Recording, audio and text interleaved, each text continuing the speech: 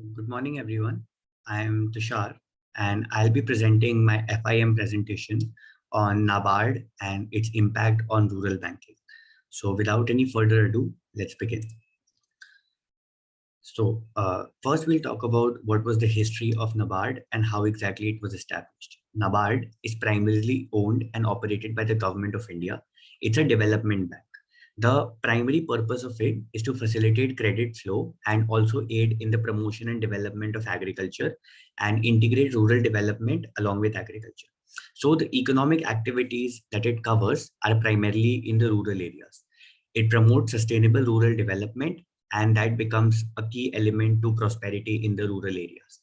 So naturally, since it's a bank and it primarily engages in economic activities, the capital base the government provides it with is huge. Approximately 2,000 crore rupees it's provided by the government and the Reserve Bank of India.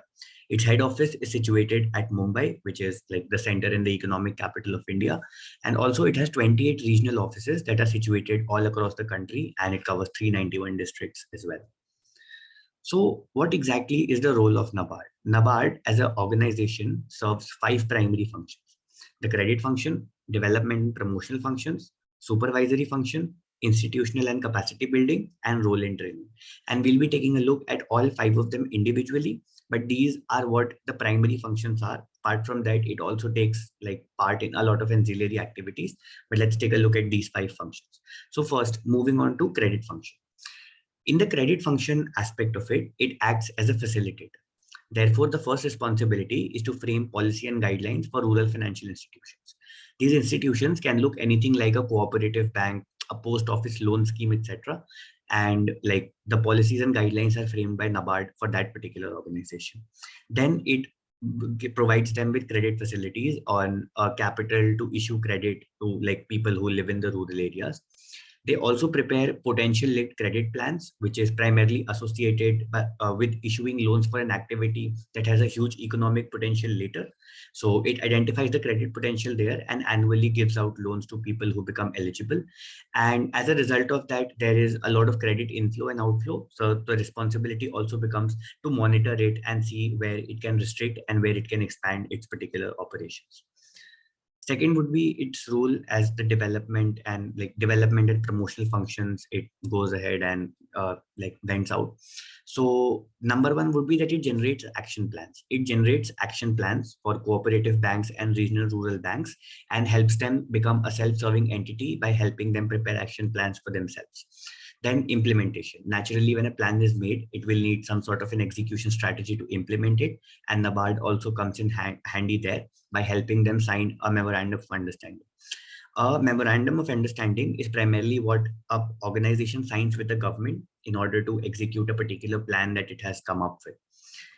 Naturally, during the third aspect, it also goes ahead and improves the affairs, which is to say that the regional rural banks always go ahead and like it helps sponsor banks to enter into MOUs with ministries and help them like become a self-serving entity and give them enough capital in order to be able to carry out their functions. And fourth would be the cooperative bank. So it does 2 functions independently. First is that it helps regional rural banks enter into MOUs, but it also enter into MOUs with state governments and district governments in and of itself to help cooperative banks dole out their functions. So it also acts as a facilitator, as well as when the need requires, it becomes like the organization that undertakes the MOU. So its role there becomes crucial.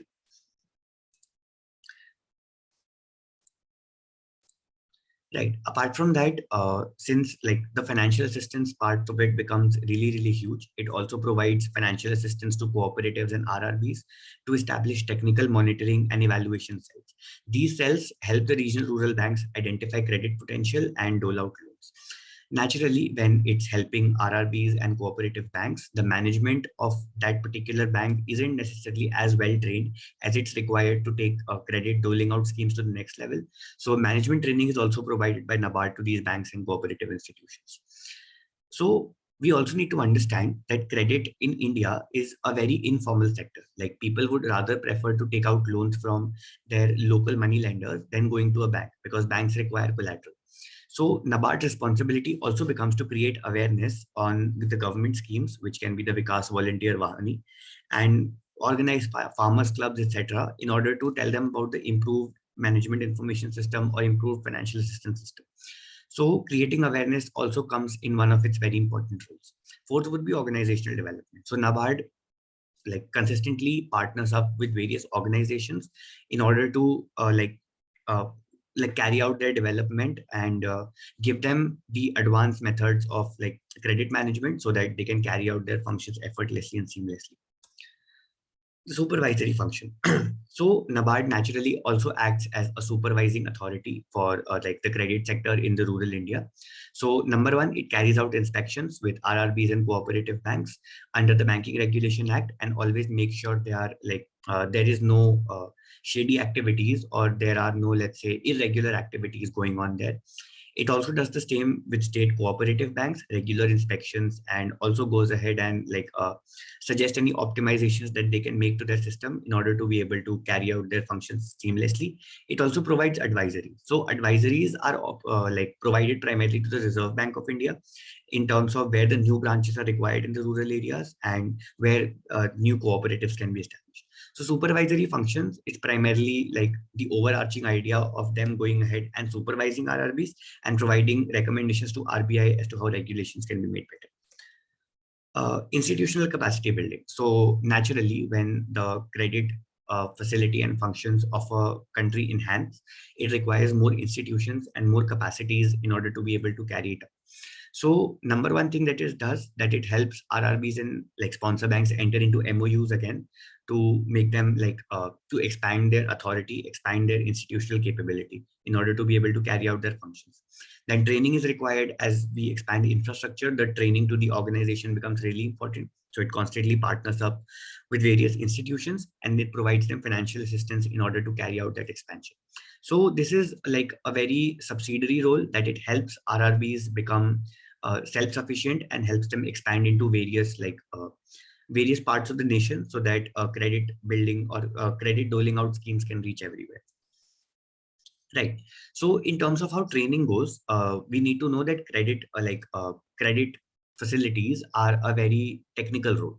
Therefore, the requirement of training and the role of training becomes even more important the moment you need to go ahead and deal with rural areas, because there is a lack of collateral as well. So you need to understand where exactly their paying back potential lies. So in terms of all of that, it primarily goes ahead and carries out research with experts in order to be able to understand where the potential of the next agricultural boom or where the potential for the next agricultural revolution is, and it goes ahead and doles out credit in order to facilitate that.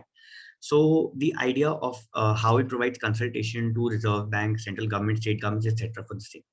It also acts as an information bank. So the research it carries out is stored in its systems and is often used in order to take certain decisions. So that information becomes the basis on which the decisions are taken, and NABARD acts as a very important institution there as well. And third is consultancy services. So the consultancy services are in the field of agriculture and rural development, both inside India and outside India. And a remuneration can be agreed on such to be provided to NABARD. But this is where it acts as an outside consultancy or an outside perspective on how the agricultural sector should be managed. So this is primarily its role in training. Right. So, so far we have taken a look at how exactly the roles of NABARD is, but we also need to go ahead and understand how exactly NABARD operates. So I have in this slide, I have taken a few examples of the initiatives that NABARD has taken in order to have a particular effect or have a particular impact on the Indian agricultural sector.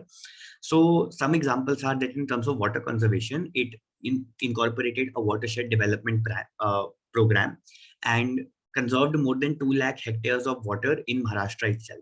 And there was also a Wadi development program. Wadi is basically a moat where water is conserved and rainwater is harvested. So that was also developed by NABARD in Gujarat.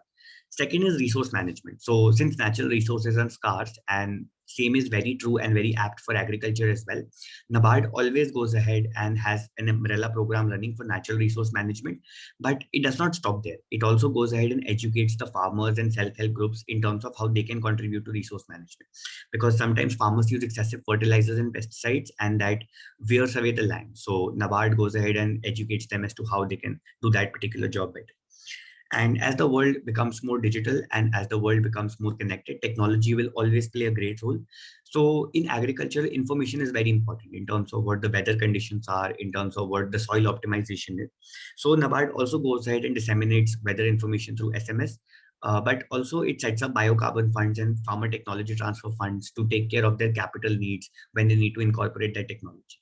And as every industry, as it holds true for every industry, research and development is also very important. So NABARD maintains a fund for that as well and actively goes ahead and takes steps for farm innovation and promotion fund and research and development in that particular sector. So this is an overarching view of what NABARD is, what its role and responsibilities are, and what initiatives it has taken in the past in order to be like the primary backbone of the Indian agricultural sector and primary capital provider of the Indian agricultural sector. So yes, that was the my idea and a presentation on what NABARD's roles and responsibilities were. Thank you so much.